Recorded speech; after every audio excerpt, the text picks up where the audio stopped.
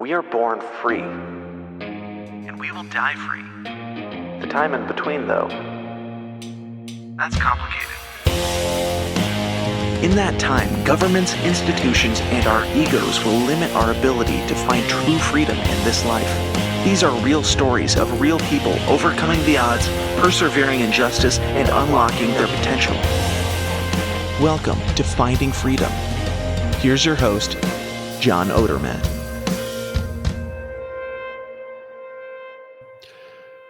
Welcome back to Finding Freedom right here on the Lions of Liberty Podcast Network. Great to have you here. Got a great show for you today. Last week, it was a solo show. I got tremendous feedback on that solo show. So I will try to do a solo show once a month. I promise you. This week is not. This week I have a guest, an awesome guest. We will be talking about Christian persecution. We'll be getting into, and honestly, I think most people don't understand the degree to which Christians are persecuted. So we'll be talking about, that type of violent persecution that happens in a lot of countries in the Middle East, North Korea, but also talking about sort of the softer persecution, which we saw, for example, during COVID with the shutting down of churches and what we see in the media and in mainstream culture and the shaming of Christians for not going along with the ways of the world. But before we get to that, I want to remind you about masa chips, guys. So if you like tortilla chips, like I do, I love tortilla chips with queso or salsa. The problem is the chips are terrible for you. They're fried in seed oil, which causes inflammation, or there's some healthier ones that might not have seed oil that taste like cardboard. Masa chips are a tortilla chip fried in grass-fed beef tallow. They taste delicious. I just had some the other day. I got another bag I'll be digging into this weekend as my wife and I indulge on some queso. I can't wait. Please pick up some masa chips. They're going to be a little bit more expensive because if you know anything about economics, if you can't buy something, there's a reason for that. So there's different obstacles in place why these chips haven't been created before. So the founder of Masa Chips, who was on my show a couple weeks ago, Stephen Arena, is overcoming those obstacles. And while he's doing that, he's building this company, making these chips by hand. So they're a little more expensive. There's no competition, a little more expensive. They will come down in price as the company grows, as he opens facilities. Go to masachips.com, promo code LIONS for 10% off. You will not regret it. They are absolutely delicious and amazing. Also, bonus shows for Finding Freedom. When I have guests on now, I'm going to have a bonus show. Today's episode, I will have about a 15-minute bonus show where actually we'll be talking with my guest today about his sommelier certification, talking about wines and also talking about persecution around Ukraine, the Ukraine war, persecution against Russian Orthodox Christians, and some different things. So be sure to tune into that. You can join the pride by going to patreon.com/Lions of Liberty and lionsofliberty.locals.com and make it very easy where you can add your bonus Lions of Liberty feed to your podcast player. So you'll be able to listen to that episode, that bonus show right after this, and you're going to love it. So let's get into today's show. Okay, we are live to the Lions of Liberty Pride, and I am joined here today by Dr. Thomas Williams.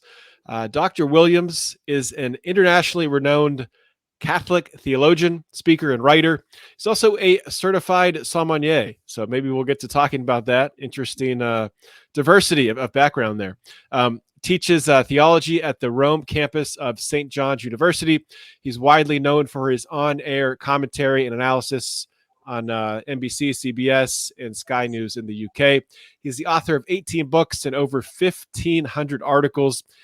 He lives in Rome with his family. His latest book, which is what we're going to be talking about mostly today, it's a hard-hitting book that talks about Christian persecution. It's called The Coming Christian Persecution, and it'll be released, I believe, on March 21st. Dr. Williams, welcome to Finding Freedom. Thank you, John, very much for having me on your show. It's a privilege. Well, it's a privilege to have you on the show. And maybe before we get into talking about this, really the most important topic of our times, really one of them for sure. Before we get into that and talking about your book, maybe you could give some background information to my audience here, talking about yourself and really how you found yourself in this position to be an authority to talk about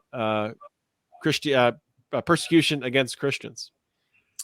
Well, thanks, John. I've been teaching theology for many years. I first studied economics, and then I studied philosophy and theology. And I was more in academic life. But almost 10 years ago now, Steve Bannon, who at the time was running Breitbart News, was looking to start a bureau of Breitbart in Rome, and another one he wanted in Jerusalem, another one he wanted in Athens, kind of with this idea that politics is downstream of culture, and these cultural kind of touch points from history he thought were very important. So he approached me. We had known each other. Wouldn't say we're close friends. We knew each other for years.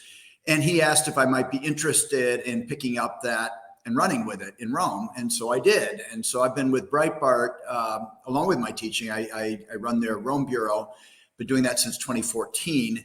And part of my beat is Christian persecution. It's something that I follow it in Africa. I follow it in the Middle East. I follow it obviously in a very big way during the Islamic State crisis, if we could call it that. But it's become something that's kind of a fixation with me.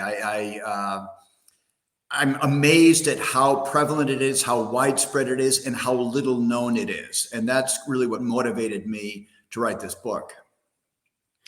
Yeah, I think what you said last there is a really great point. Living and growing up in the United States, we don't hear a lot about Christian persecution. We're lucky to really be in a situation where there's not at least violent, overt persecution. Maybe we'll talk a little bit later about especially with COVID and some things that have happened. I think there has been recently some persecution against Christians in the U.S. and of course throughout the world in that same vein.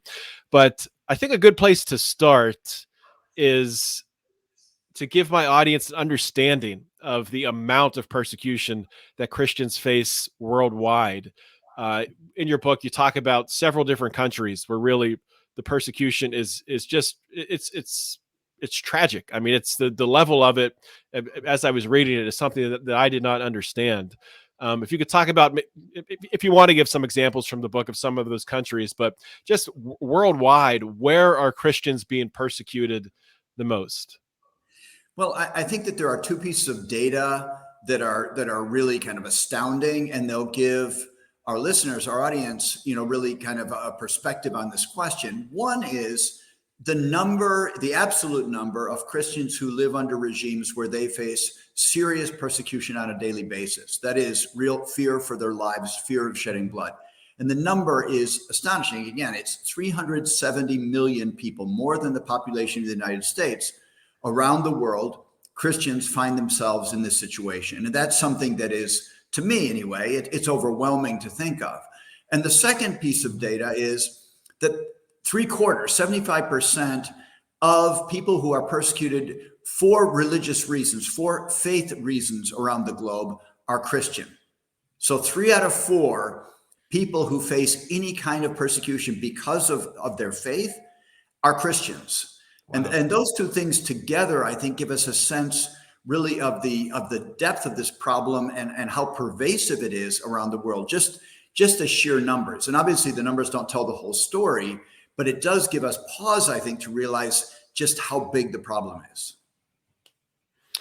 And some of these countries where Christians are being persecuted to the point that they're fearful for their lives: North Korea, Afghanistan, Syria, Nigeria. It's interesting. A few of these countries are areas where the U.S. military has been in there pretty recently, within the last 10, 15 years. And it seems to me that sort of after leaving, after the intervention, especially if you look at like a place like Iraq or Afghanistan, the persecution has gotten worse. So can you talk about that aspect of it a little bit? Well, that's a really fascinating point, John. It's true. What you say is absolutely true. And in part, that's because, especially in these countries in the Middle East that are, several of them are actually still Islamic republics, but they didn't have that level of persecution really prior to intervention from the US. And I think that for a lot of Muslims, especially in the Middle East, there's a real association of Christianity with the West, and in this case, Christianity with the U.S. And I think that some of that persecution is really anger and hatred for the West and for the U.S., not only for Christianity as a religion. I think the two often are mixed together. Hmm. Yeah, that is interesting, and that would be my guess at least part of the reason why. So let's dig into really what we mean by persecution, because it comes in different stripes, right? I mean, there's the full extent where someone is killed and they become a martyr. But what are the different ways that Christians are? Some of the different ways. There's probably too many to name here that Christians are persecuted. That's another good question, because persecution, I mean, the word itself, it speaks of violence. It speaks of something that is aggressive, that is Hmm. harmful to one's skin, right? But traditionally speaking, for Christians, there's always a distinction made between red martyrdom and white martyrdom. This understanding that martyrdom in its truest starkest form is shedding one's blood. The word martyr means Hmm. witness, and it means witnessing to Jesus up to the point of giving one's life, shedding one's blood. That is kind of the classic martyrdom. And we still have lots and lots of that today in some of those countries you just mentioned. I'm thinking of Nigeria, number one, because it's the number one place to die for a Christian today in terms of sheer numbers of those who are killed for being Christian. But the white martyrdom extends far beyond this. There's a lot of hostility, which sometimes is discrimination, sometimes is loss of job, or simply not being considered for a job, being a second-class citizen, sometimes not having the right to vote, sometimes ostracization in other ways. We find this even in the West, in the sense that even in countries like our own, like the United States, that was founded by Christians on Christian principles, today to be a Christian overtly often raises eyebrows, and people look with suspicion. And Christians who take their faith seriously are often now called bigots. They're called closed-minded. They are called not up to date with modernity. There's a lot of ways kind of getting at them. But I would give so many examples. I'll just take one Hmm. example. A couple of years ago, when Amy Coney Barrett, she's now obviously on the Supreme Court as a justice, but when she was first named to be a district court judge, the grilling that she was given by the Senate Judiciary Committee was appalling, and it was all based on her faith. And the two Hmm. figures that kind of stood out in that period were Dianne Feinstein. On the one hand, she's the one who famously said, "Well, listening to you, I get a sense that the dogma lives loudly in you." And this understanding that if you take your faith very seriously, you might not be qualified to have a role in public life, because that in some way biases you or renders you unable to give an impartial judgment. And the other, strangely enough, was Dick Durbin, who himself claims to be Catholic, although he's the sort of Catholic that the seculars have no problem with, because he basically, Hmm. his beliefs mirror those of secular society. There's no real difference there. And it reminds me a little bit, when I saw how vicious he became, something St. Paul said a couple millennia ago, when he talks about all the dangers that he faced as a Christian and as an apostle. And he mentioned that of false brethren, those who claim to be of the same tribe, if you will, of the same belief system, but those who are sometimes the most vicious of all. Yeah, I mean, an example of that would be the current president here in the United States. Someone who, and I'm not a Catholic. I'm a Christian, but not a Yeah. Catholic. But Joe Biden, claims to be a Catholic, and yeah, he goes along with a lot of the things of the world. Abortion is one that comes to mind right now. So yeah, there's Yeah, a lot of that's, that. That's. Yeah, that's a really scandalous situation. We had until recently, obviously, with Nancy Pelosi as speaker and Joe Biden as president, both claiming to be Catholic and yet both actively promoting abortion and actively the questions obviously on marriage and homosexual marriage, which is something that by and large Orthodox Christians don't accept, but Joe Biden has officiated in gay marriage, despite the fact that his church does not believe in it. There were a lot of these questions, and he's a huge pusher of the transgender thing, even for little children. He's really on the forefront of that campaign as well. So yeah, there are plenty of ways where people can claim to be Christian or Catholic or whatever denomination it might be, and yet hold completely opposing views. Yeah, and that type of speaking of the transgenderism, the push to promote the LGBTQ plus community, and if you don't promote it, then you're hateful. Then you're a terrible person. There was recently a story. I think it was a Philadelphia NHL hockey player who Russian Orthodox, who said that he didn't want to wear a pregame warm up jersey that promoted Pride Week or whatever it was at the time. I can't remember. And yeah, because of that, he was called a bigot. There were mainstream political figures in the U.S. on cable news, and I believe politicians who basically said, "Well, maybe you should go, back to Russia and fight in the war there." It's like, what? Like, pretty Well, crazy times yeah. we live in to have Yeah, something like that happen. we've come a long way, and now to be a Christian again, especially if you take Christian moral teaching, biblical moral teaching in any way seriously, you are on the chopping block, and you will be called names like that, and especially from certain of these lobbies. Look what happened. Another case that I would call persecution is something just happened this week with it's Walgreens in California. They had a $50-some million contract with the state of California, and because they have decided not to sell the abortion pill online, they've canceled that contract. The state of California, Oh, wow. and this is because they will not go along fully with the Wow. agenda of the abortion lobby, and so it's very serious, and that's a huge loss of money. That's a form of persecution if you are cut out of deals because of your beliefs. Yeah, and I hadn't heard of that. And I don't want to go too far down this rabbit hole because I have other questions I want to get to. But just to kind of keep going along this track, I want to get your thoughts on this. So the way we're moving as an economy, and you have a background in economics, so this will be interesting to get your opinion. One thing that will be coming in the future in some way. We have it right now with digital currency, with Bitcoin, and all these different digital currencies, and a central bank digital currencies. There's some being tested around the world. What are your thoughts on a central bank digital currency, a CBDC, as it's called, being used as a way to not only to control people's actions, but to control our faith, to control how we're permitted to think. And if we don't, for example, like with that Walgreens example, if they didn't put the morning after pill online, they lost the business. If we don't contribute to a certain cause, then our money's no good. They can turn it off.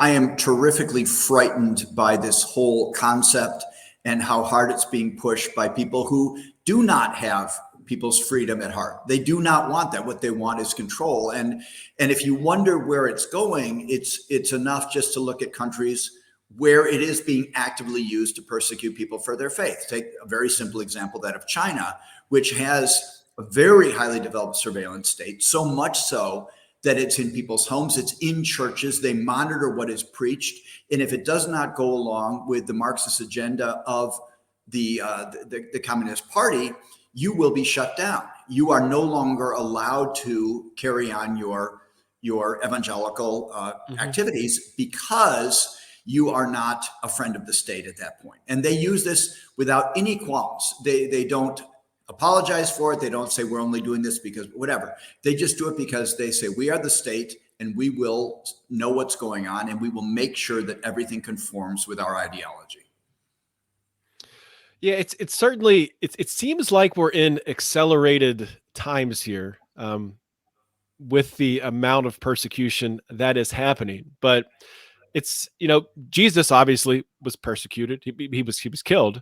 Um, and Jesus told us that his followers would continue to be persecuted. So this is something that we should expect, right? So can you talk a little bit about that? And should we almost, I don't want to say embrace persecution. Maybe we should. I don't know. Well, I mean, there is that great line of the Acts of the Apostles where after they were beaten, the apostles went home rejoicing because they had been found worthy to suffer for the name. That's the line that's used in the Acts. So I think there is certainly a precedent for believing that, yeah, we should take it as a badge of honor when we suffer something for Christ. And I think that if we don't suffer anything, we have to maybe check and see if we're really living our faith seriously, because it seems to me that, especially in this day and age, if you take your faith seriously, you're going to get a lot of pushback and it's going to hurt. It's going to be something that is going to be very unpleasant. It might just be ridicule, it might be ostracization, but it could be worse than that as well. And I think that this is the reality.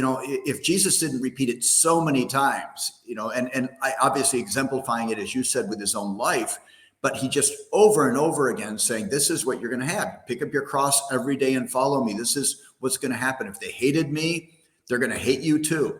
If you're not of the world, my choice withdrew you from the world. All these different things he says to them, warning them.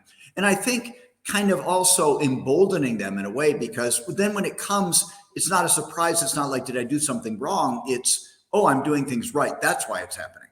Because I'm recognized as someone who is like Jesus, as a follower of Jesus. And so that's why I'm being attacked. And I think that does give us hope, and it gives us courage. And courage is the virtue that we need so desperately in this day and age to really be able to stand up for the truth. And how we behave in the face of that persecution, that can be a catalyst to grow the faith, to grow faith in others, right?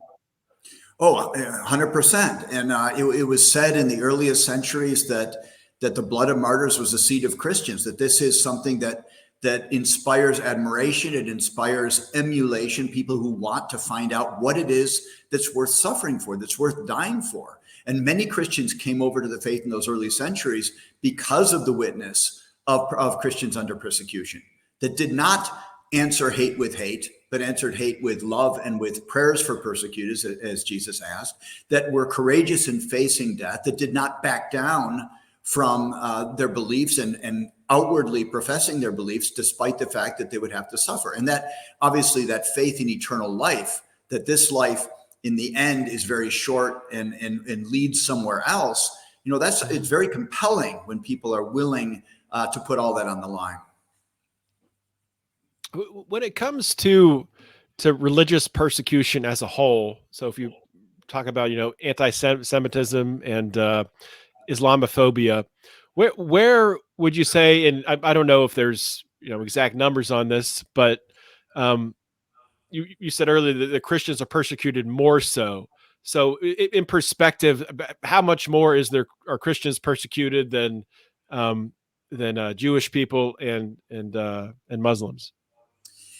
Well, in the case of the Jews, we have to be careful, because I think they're very persecuted, but their numbers are significantly smaller than those of Christians and Muslims. So I think that probably as a proportion of their numbers, it could even be higher. I honestly do not know the answer to that. I only know the absolute figure, which is, of those who suffer active persecution in the world, 3/4 of them are Christians. So in terms of just raw numbers of who is being persecuted for their faith, Christians are 3 out of 4. And I think that is something very, very serious. And, it's interesting too, as you were mentioning, when we talk about religious persecution more generally, Christians are not given a pass. It's a very strange thing. Wikipedia, believe it or not, has an entire entry on something called Christian persecution complex. And they talk about how Christians imagine themselves to be persecuted. And when I first saw this, I was really taken aback, because I thought to myself, can you imagine if somebody tried to put an entry on Wikipedia of, Jewish Jewish persecution complex Mm-hmm. or Islamic persecution complex, you'd be like, that is so wrong. You can't do that. This is real. You can't, act as if this is just a complex. But in the case of Christians, oh yeah, why? They're just whining. They're just, they should shut up and take it. And it's strange. There's a real denial, I think, also of the reality of Christian persecution, especially in some of these nations where it is bloody, but also a growing level in the West itself. Well, there's this this narrative out there that Christians have been, sort of enforcing their worldview on others for centuries, right? So maybe they think the pushback is justified. Well, I know they say that, but what's funny is the legacy of that Christian imprint on culture, things like the dignity of the human person, equality, human rights, an understanding of people, this fraternity, brotherhood, solidarity. These are all Christian principles. Just take one, the principle of equality, human equality, that did not exist in the ancient world, in any culture. And even today, if you look at cultures that are not based on a Christian grounding, many of them do not recognize this basic idea of human equality, one being equal to another, men, women, children, each of equal infinite value. It's really a Christian concept. Even the fraternité, égalité of the French Revolution, even though it was used against the church in particular, those were Christian concepts. The reason that we have that in the West is because the West was Christendom and those things. So, those who say, well, you've been pushing us around for so long, if you actually look what Christians have given to the world in terms of a worldview, you're going to find that some of the things we treasure the most are part of that legacy. Yeah. So to dig in there a little bit, so talking about equality, and I think a specific example, talking about countries, would be in India, right, where there's a lot of persecution against Christians. Pretty much all Indians are Hindus, I think, and there is a caste system in India, so people are not seen as being equal. So is that one of the reasons why there is that persecution against Christianity, against Christians, because that would threaten the very structure of their society? Absolutely. That's been said overtly. This idea that a Brahmin and a pariah, that these are equally loved by God and that they are in God's eyes completely the same. And this sense that we are all brothers and that no one is naturally superior or inferior to anyone else, flies in the face of the caste system, which is a big part of that Hindu Indian culture. And yes, it is something that is resisted because it is looked upon as a threat to this very understanding of society as based on castes. And this is something that existed in ancient Rome as well, when Christianity was just a budding religion, the sense that, the servants and the masters are the same in terms of their value, that there was this fundamental equality. That was something that was it was foreign even to the most enlightened society of the West, which was the Greek society. The Greeks, obviously, they too didn't believe in perfect human equality. They believed that free men were one at one level, and then you had slaves, you had women, you had children, all of whom were at an inferior level. They did not understand people to be equal. And in fact, they invented democracy, but the only ones who could vote were free men. The democracy was of that portion of humanity that was considered to be worthy of running the nation. So just to talk about your new book as a whole, you said you've been following Christian persecution for a while now. What motivated you to write this book at this time now? Well, it just seems to be coming to a head, honestly. You mentioned a few recent things, but it's every week in the papers. The FBI attacks on, you saw this with the Latin mass groups and considering them to be especially dangerous. The attacks on those who oppose abortion and truly peacefully pray outside abortion clinics. They have been hunted down as well. And this has been something that it's so relevant right now. And also it was very disturbing to me becoming more and more aware of how the mainstream media really silences this topic. There is no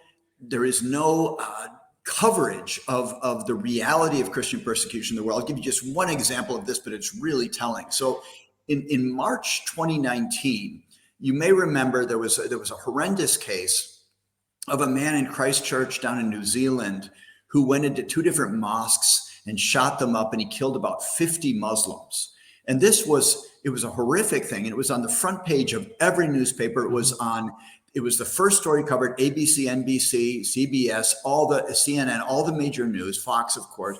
But what you don't know is that very week that this happened, 120 Christians were killed in Nigeria during that week. It did not make a single major news outlet in the United States, not one. And this was more than double the number. But the fact that they were Christians, the fact that, I don't know, maybe the fact that they were Nigerians, Africans, they do that to each other, whatever it might be, it's bad. Whatever reason you want to give for it, it's not going to be a good reason. There's nothing to justify the fact that we don't cover something as horrendous as that. And I'm not saying we shouldn't have given front page coverage to what happened in New Zealand. We should. But the other deserves that coverage as well. Why do you think, and this is speculative, but why do you think the coverage is not equal? Why do you think the coverage is not given to Christian persecution?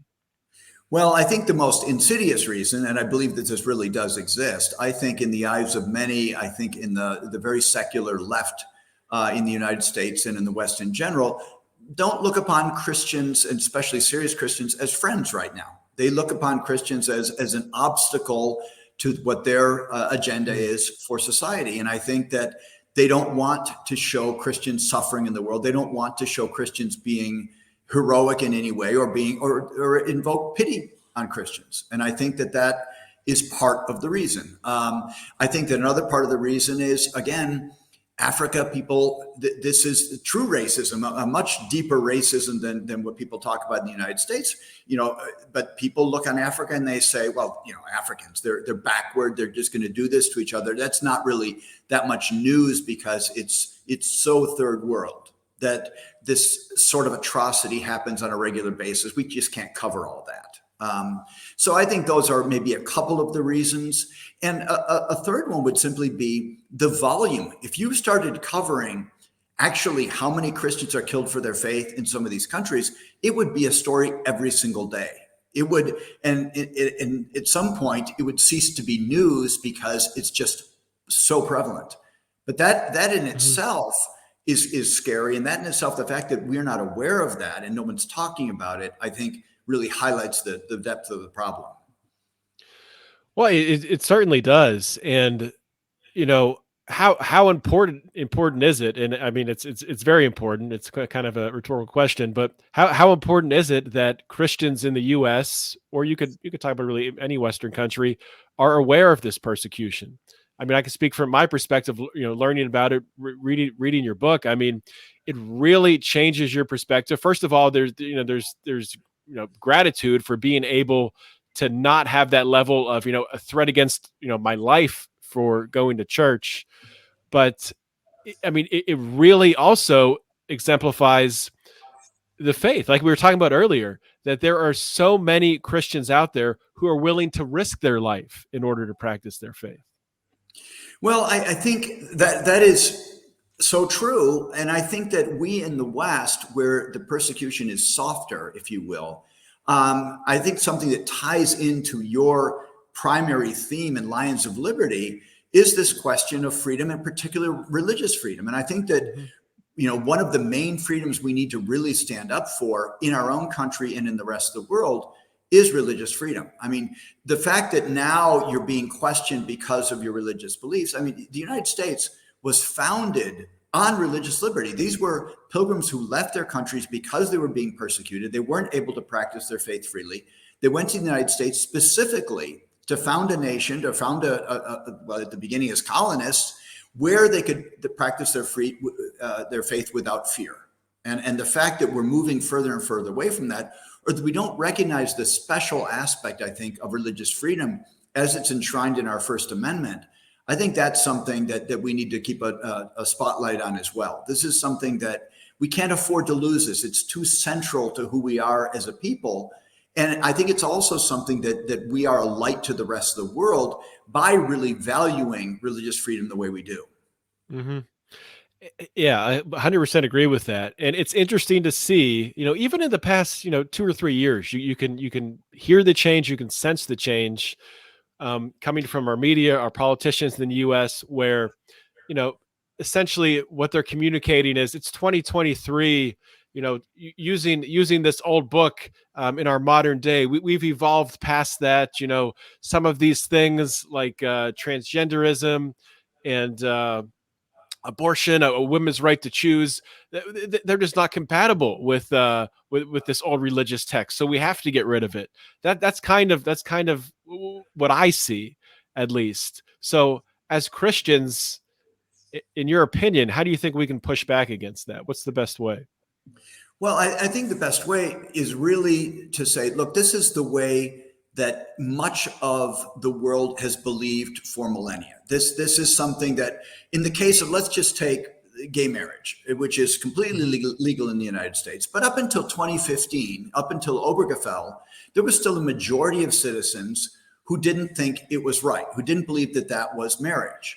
And now the majority has switched, in part because it's now the law, and Americans believe that the law also helps inform their own worldview. But the fact is, this is very recent, this change of viewpoint. The transgenderism question is absurd on the face of it, because, again, you don't need to go back very, very many years before nobody in the United States would have said that a man is a woman just because he thinks he is, that you can become a woman by an operation or by drugs or by hormones. You cannot. And people would have understood this intuitively. The problem is, as you were saying before, the rate of change is accelerating so quickly that people are embracing now ideas that would have been considered absurd 10 or 15 years ago.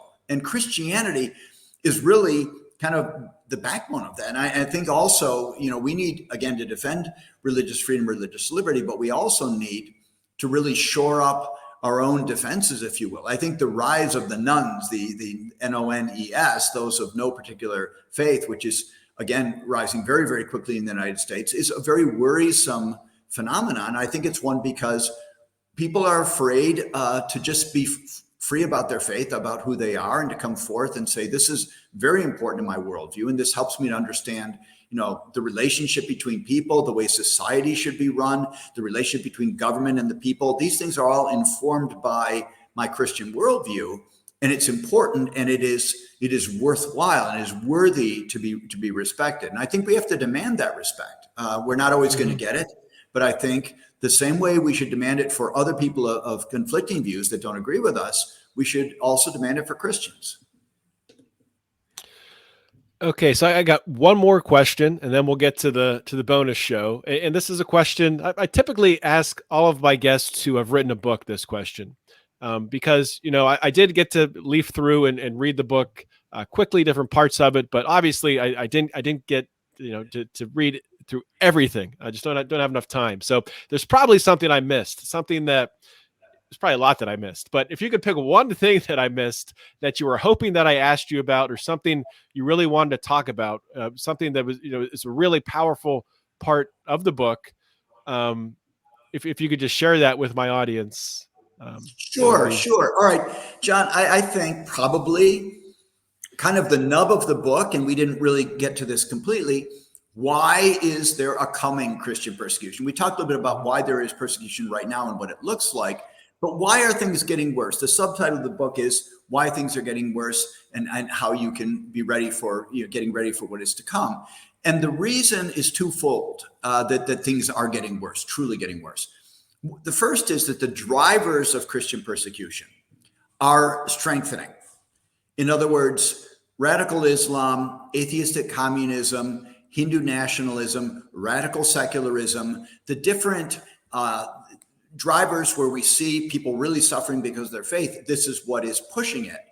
And the second is that traditional bastions of defense of Christians and of religious freedom itself have weakened and are progressively weakening. We've talked a lot about the United States, but we could look further afield in Europe. You look at Great Britain, you look at France, you look at some of these other countries where there's no sense of any real defense of Christians. The only country I can think of that is actively cares about persecuted Christians is Hungary. Hungary actually has a ministry for persecuted Christians, and they go and they do great good around the world, taking care of those who have lost jobs, who have had their houses burned, their schools burned, whatever it might be, and they rebuild things and they do a lot of this work. But otherwise, it's pretty absent. So I think that that's the kind of scary part of the situation, is that there is no sign that things are getting better. There is a sign that things will get worse before they do get better. And that means we have to be ready.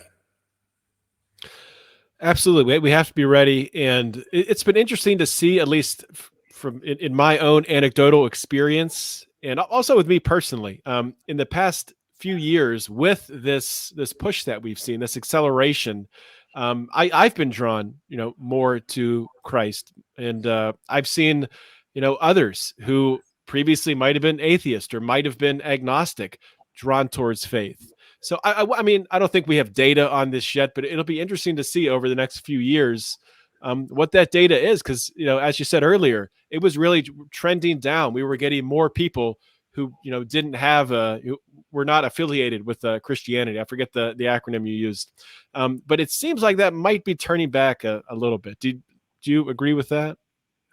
Well, one thing I think is certain is that there are people who are really taking their faith very seriously. I don't know about absolute numbers. What I do know is people are rediscovering the value of their faith. Those who are sticking with it, those who are not leaving, I think are really finding their strength there. Because with the world in such flux, and with things, it seems like there's nothing stable, that there's nothing solid, faith really gives us that. It gives us a foundation. It gives us a grounding. It gives us a way to understand things, including our own suffering, including the difficult things of our own lives.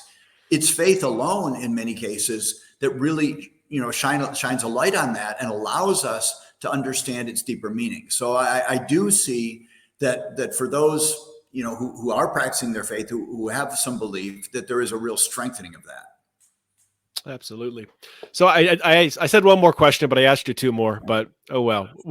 We'll go to the bonus show and I'll ask a few more after that. But before we get to the bonus show, let people know where they can find the book, when it comes out, and anything else about you, social media, follow, or other websites that you want to plug. Thank you, John, of course. So the book is called The Coming Christian Persecution. My name is Thomas D. Williams. You can find it on Amazon, of course. It's published by Sophia Institute Press. They have it on their website as well. I have a website, which is thomasdwilliams.com, which has this book and other books that I've written as well. And on social media, really, I'm not as up to date as I should be. I'm still an old Twitter guy. So it's at TD Williams Rome. All right, Dr. Thomas D. Williams, thank you for coming on Finding Freedom. It has been a real pleasure. All right. Hope you enjoyed that interview today with Dr. Thomas Williams. There is the bonus show, of course, after this. So the conversation continued. Go to patreon.com/Lions of Liberty. Go to lionsofliberty.locals.com to join the Pride for as little as $5 a month to get access to our bonus episodes that we have here on Finding Freedom. Also, this show was recorded live. You could have watched it live and you could have commented and maybe provided a question I could have asked if you wanted to. So get in the Pride. And there's a bunch of other perks too. So you can read about that on the website. Not going to repeat them here. But thank you all for listening. I really did enjoy today's episode. And like I said at the top of the show, I really enjoyed doing that solo show 2 weeks ago. Really got a lot of stuff off my chest. And I plan to do more of that. And I do appreciate all of you who reached out with the kind words about the bonus show. I would just encourage you, if you do enjoy this show, one way I do like emails and messages on Facebook or Twitter, or Instagram, or whatever. About the show with ideas and things like that. But one thing you can really do to help the show is go to our Apple Podcast feed and give us a 5-star rating and leave a nice little review. That helps tremendously. So please do that. And if you do, maybe I will read it on the show. That's all I got for this week. Thank you so much for tuning in. I will see you all next week. Everyone have an awesome week, a safe week. Hopefully the weather's warming up where you are. It's not where I am here, Western Pennsylvania, but soon spring is on the way. Baseball season's on the way. Good things are on the way. Keep up the good fight, and always remember to keep your head up and the fires of liberty burning.